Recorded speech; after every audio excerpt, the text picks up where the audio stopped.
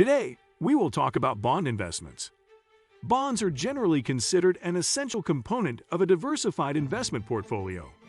They bring income to a portfolio, while typically carrying less risk than stocks. With the right approach, you can get as much yield as you would typically get from certificates of deposit, CDs, or savings accounts, and often more, though you may have to endure the fluctuation of bond prices and some additional risk to do so. What is a bond? Bonds are an agreement between an investor and the bond issuer, a company, government, or government agency, to pay the investor a certain amount of interest over a specified time frame. When the bond matures at the end of the period, the issuer repays the bond's principal to the bondholder. A bond is one way to finance a business, and it's a type of debt security. The payments on a bond come in two major types: fixed rate and floating rate. On a fixed rate bond, the issuer agrees to pay a specified amount of interest, and that's all an investor can expect to receive. On floating rate bonds, which are less common, the payment adjusts higher or lower in accord with the prevailing interest rate. A bond will typically pay interest on a regular schedule, often quarterly or semi-annually, though sometimes annually. A bond's payment is called a coupon, and it will not change except as specified in the terms of the bond. On a fixed-rate bond, for example, the coupon might be 5%, so the bondholder would earn $50 annually for every $1,000 in face value of bonds, a typical cost for a bond. If the price of the bond goes up, the bondholder still receives only that fixed payment. However, in this case, the bond's yield, its coupon divided by the bond's price, actually falls. Similarly, if the bond's price falls, the bond's yield rises, even though the coupon remains the same. Unlike stocks, where prices are driven in the long term by a company's growth and profitability, bond prices are heavily influenced by the movement of interest rates, the bond's time until maturity, the creditworthiness of the borrower, and the overall sentiment of investors. Buying individual bonds through a brokerage account. You can buy bonds through most brokers like you would stocks. Fees vary greatly though, and navigating all the options can be confusing, with potentially dozens of choices of bonds per company. In addition, you'll need to analyze the company to be sure that it will be able to pay its bonds. Buying bond mutual funds and ETFs. You don't need to make decisions about specific bonds to purchase when you buy a bond mutual fund or exchange-traded fund, ETF. Instead, the fund or ETF company chooses them for you and often organizes them into funds according to their type or duration. Buying bonds directly from the U.S. Treasury.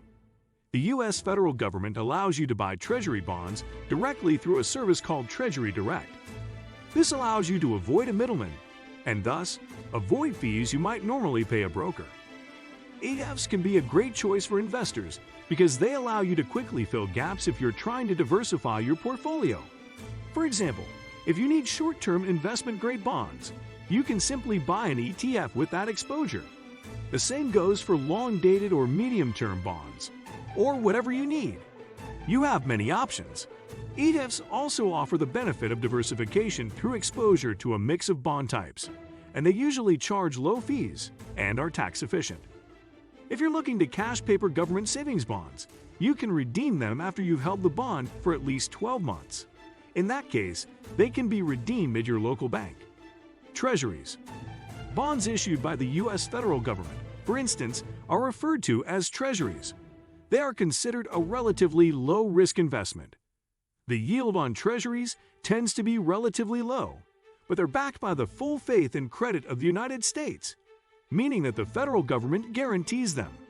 The U.S. government is considered among the best credit risks in the world, and its bonds, by convention, are considered risk-free, though nothing is ever truly risk-free. In contrast, bonds issued by foreign governments may be considered less safe, but may offer the potential for higher yields. Savings bonds. The federal government also issues savings bonds, a kind of bond that allows individuals to save directly with the government.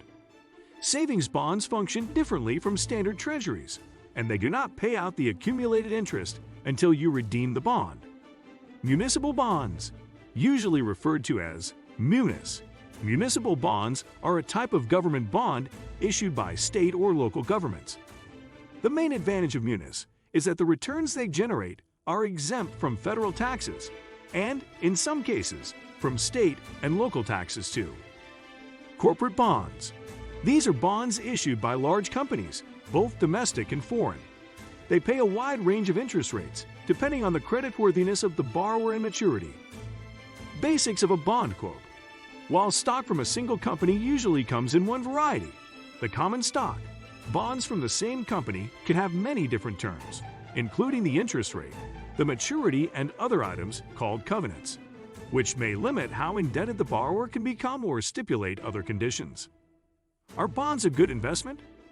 Whether bonds are a good investment depends on several factors, including your risk tolerance, time horizon, and investment goals. Bonds tend to be less risky than stocks, but that means they generally come with lower average returns. That is especially true for U.S. Treasury bonds. In other words, bonds have lower risk, which means less potential reward. However, that doesn't mean bonds are necessarily a bad investment. Bonds also tend to be less volatile than stocks, which means they can help smooth the ride of a bumpy stock market. Stocks have outperformed bonds over time, but if dips in the stock market could cause you to sell your investments, bonds will help make those dips less pronounced on your portfolio overall. Of course, like other investments, the return on bonds depends on when you buy them. If you buy bonds right before interest rates rise, then your bond prices will likely go down. While you're likely to get your principal back, you may have to wait until the bond matures, meaning it might be many years, depending on the bond's lifetime. On the other hand, if you buy bonds right before rates fall, you may score an immediate capital gain in addition to the bond's interest payments. What do you think about our video? Let me know in the comment section below. Before you go, please hit the like button and subscribe to my channel. Thanks for watching.